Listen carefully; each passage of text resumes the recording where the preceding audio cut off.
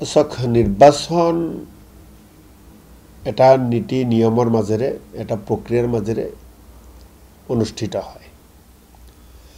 আৰু যেতিয়া নিৰ্বাচন আয়োগে সেই নীতি নিয়ম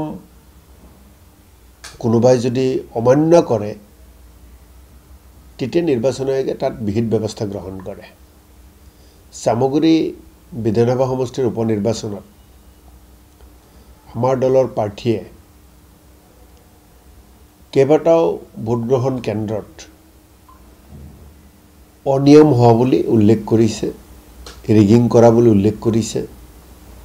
আৰু সামগ্ৰীৰ গোটেই যেটো উত্তপ্ত পৰিৱেশ এটা আছিল শাসক পক্ষৰ জৰিয়তে ৰিগিং কৰাটো একেবাৰে তেনে স্বাভাৱিক কথা আছিল আৰু সেই ৰিগিঙৰ বিৰুদ্ধে পুনৰ ভোটগ্ৰহণ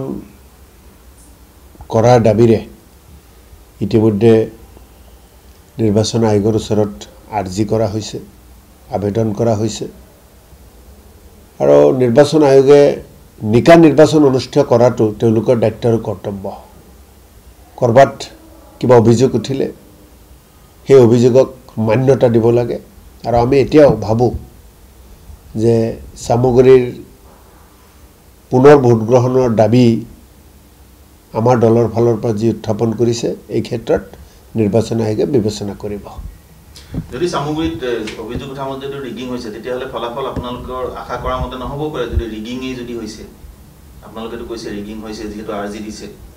সক এইবিলাক কথা এটা কথাৰ লগত আৰু এটা কথা তুলনা নহয় যেতিয়া আপনি কৰবাত ৰিগিং হৈছে হেতু কবলৈ যায় যদি কোনোবাই ভাবে যে পৰাজয় বৰণ কৰিব মই ভাবো এয়া ঠিক নহয় সামগ্ৰী 100% আমাৰ দলৰ প্ৰাৰ্থীয়ে কংগ্ৰেছ দলৰ প্ৰাৰ্থীয়ে জয়যুক্ত হ'ব বুলি আমি আশাবাদী যদি জয়যুক্ত হয় তেতিয়াহলে আকৌ ৰেগিং বা এইটো যেটো পুনৰ ভোট গ্ৰহণৰ দাবীটো কিয় তুলিছে সকে এটা অনিয়ম এটা হৈছে ৰিগিং কৰিছে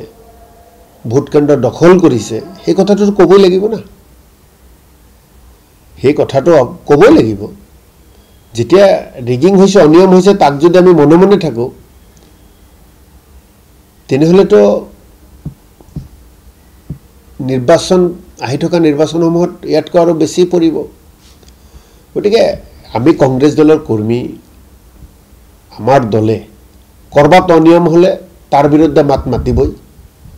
আৰু নিৰ্বাচন আয়োগে যেটা অভিযোগ পাইছে এই ক্ষেত্ৰত মই ভাবো তেওঁলোকে তদন্ত কৰিব লাগিছিল তেওঁলোকে তো তদন্তও কৰা নাই কাৰণ তদন্ত কৰিলে ওলাই পৰিব অনিয়মৰ কথা ৰিগিঙৰ কথা গতিকে সামগ্ৰী বিধানসভা সমষ্টি অসমৰ ৰাইজেও জানে এয়া কংগ্ৰেছৰ দখলতেই থাকিব আৰু যিসকলে ৰিগিং কাৰ্য কৰিছে তেওঁলোকৰ বিৰুদ্ধে তো ব্যৱস্থা ল'বই লাগিব এটা আৰু বাকি পাঁচ সমষ্টিৰ ফলাফল কেনেকুৱা হ'ব পাৰে ইতিমধ্যে বিজেপি সভাপতি কৈছে যে সিডলিটোত প্ৰত্যাহ্বান আছে বাকি চাৰিটা আমাৰ কাৰণে স্মুথ মানে মই সভাপতি ডাঙৰীয়াৰ কথাকেই হুৰকেই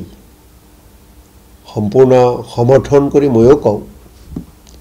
যে কংগ্ৰেছৰ পৰিৱেশ এইবাৰ ভাল কংগ্ৰেছ ভাল পৰিৱেশত আছে আৰু ভাল পৰিৱেশ যেতিয়া থাকে তেতিয়া নিৰ্বাচনত জয়যুক্ত হোৱাৰ চান্স বেছি থাকে